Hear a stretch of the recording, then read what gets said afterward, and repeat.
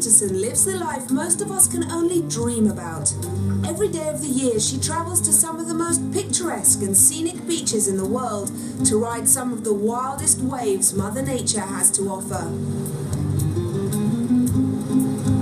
The 31-year-old was born and bred in the peaceful seaside surroundings of Rio de Janeiro in Brazil, where her passion for bodyboarding began. Back in 1985, back in Brazil, the women's bodyboard became sort of a fashion at the time, and companies went crazy, started sponsoring contests and become like a real big thing, like media, companies.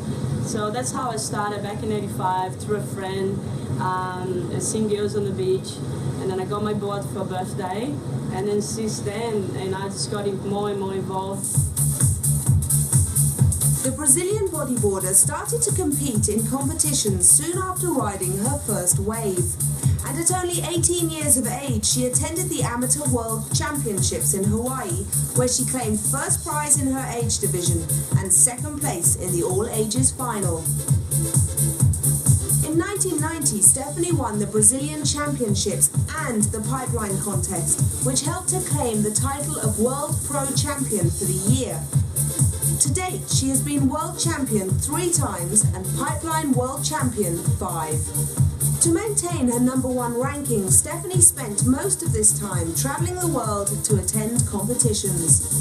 It used to be more traveling before than these days, and I kind of rather that has less traveling because I really like to stay home, like after so many years when I used to live between Hawaii, Brazil and Australia.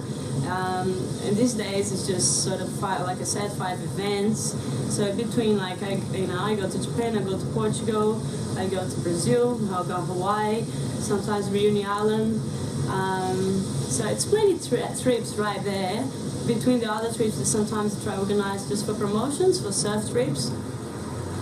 Through these extensive travels, Stephanie says she has come across a mixed reaction to her beloved sport. Because in Brazil it's like big, Japan is really big, Portugal is pretty strong, even in America, Hawaii is bigger than here. But Hawaii, in Australia seems always being dominated by the men, and I don't know exactly the reason for, but they never, the companies and even the male domination, they never really support the women at the time, so a lot of girls that had the talent to grow with the sport gave up because they didn't have the backup. Whilst on top of the ladder in bodyboarding, Stephanie accomplished her greatest ever achievement and gave birth to her daughter Johanna. The 6-year-old is already showing a keen interest and love for her mother's sport. A sporting lifestyle is one that Stephanie encourages not only to her daughter, but to all young girls she meets around the world. Bodyboard's a really good, just to start with, a really good exercise if you want to just get fit to start with. And it's just, a matter of not trying, not giving up. That's exactly what happened to me at first. Not like in Brazil, people leave it for the gym, leave it for sport, they always run, they live on the, on that sort of daily basics. It's just healthy, keep away from the parties, keep away from the drugs, for the bad side of it. And, it's a matter of not giving up.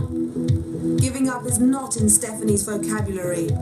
Although being an elite athlete has its highs and lows, the world champ says that she is not one to sit on the shore and let opportunities ride by. We've been through ups and downs, I had a great times that I just could live off really well. Brazil and Japan are our strongest countries in bodyboarding, and then I had all my sponsors from Japan, and then when the economy broke down in Japan at the time, a couple of years ago, I lost a couple of the sponsors, and it's been really hard coming from overseas, just being in the country, the sport's not strong, and trying to promote it, but I'm just doing my best. To me, it was a lot of don't give up.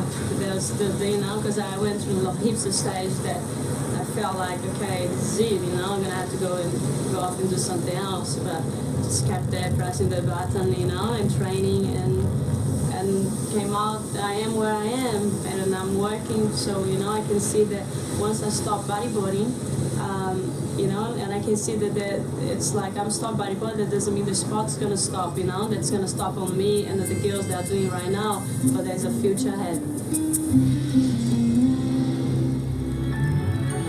Next.